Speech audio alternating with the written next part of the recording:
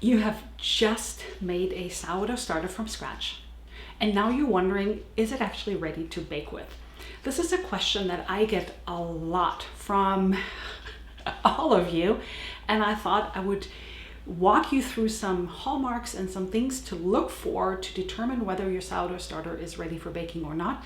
And even if you have a fairly young starter that might be a little bit immature for baking, some tips what you can do with it. So here's a sourdough starter that obviously I did not make from scratch, because I have my whole method that I'm linking in the description box below this video, and also up here how I make my own sourdough starter. And then I have my signature maintenance method, which is also very different from most people, because most of the time my sourdough starter lives in the refrigerator and not out on the counter. So that's a big difference between my method and many other methods and most mainstream methods out there.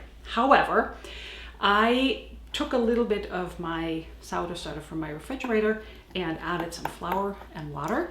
And what I like to do is, this is, as I'm recording this is the end of October, and it has really cooled down. So the temperatures for sourdough starter are not optimal. And that's why I like using the Sourhouse Goldie. And just as a quick side note, I got some criticism in a video in which I talk more about this, which I'm also linking below so that you can find it. And I was criticized for peddling a product and trying to make money. So first of all, I bought this with my own money. So nobody gave this to me. There was no relationship with the company.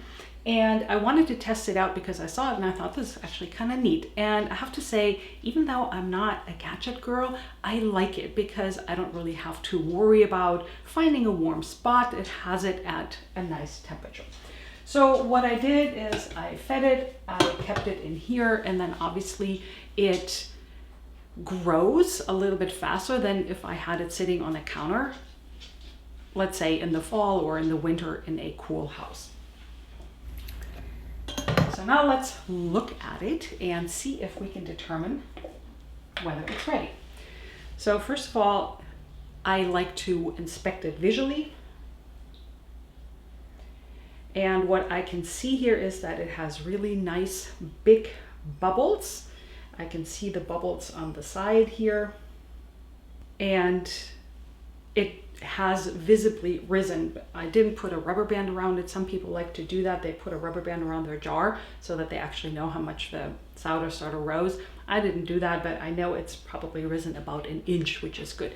Some people say it has to double in size. I don't find that that is always critical and important that your sourdough starter doubles in size. If it does, and if it can, that's great. If not, don't worry about it. So first thing we're looking for is the bubbles. Then what I like to do, and this is more of my own little thing, is I like to tap on the bottom and it sounds hollow. Hollow sound is a good sound. Then you can actually hear it when you put your ear to your sourdough starter. And I can hear little like tiny pops like the bubbles. So the sourdough starter in here is active, and as a metabolic byproduct of the fermentation process, the microbes release gases, and those gases rise to the top. That's actually what makes it expand, but you can also hear it. I'm going to try to hold it to the microphone and see if I can catch it for you. So then sometimes I actually take a spoon or a little tiny fork and taste it. So what I'm looking for is definitely a fizzy taste. There's fermentation, so it's a little fizzy, but it's also sour. Not sour, lemon sour, but definitely sour, but a pleasant sourness. And sometimes it's really hard to describe, because what one person thinks is pleasant and the other person thinks is unpleasant is always a little bit objective. No, subjective, not objective, subjective, personal preference. But it's supposed to have a sour taste. And likewise, it's supposed to smell pleasantly sour. And I think that only with experience, and sometimes you just need to make so many sourdough starters before you have a bit of a reference point of what kind of sour smell and taste is a good one and an indicator for whether this is ready. Now, the last thing we can do is take a jar, a glass with water, and drop some in it.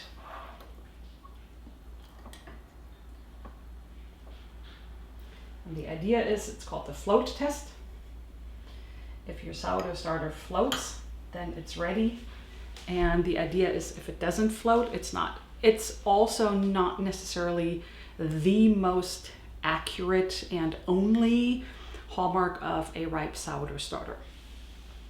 Now, let's say you've made your sourdough starter and you've made it, let's say 6 days ago. It looks really good. You have this great bread recipe that you would want to make.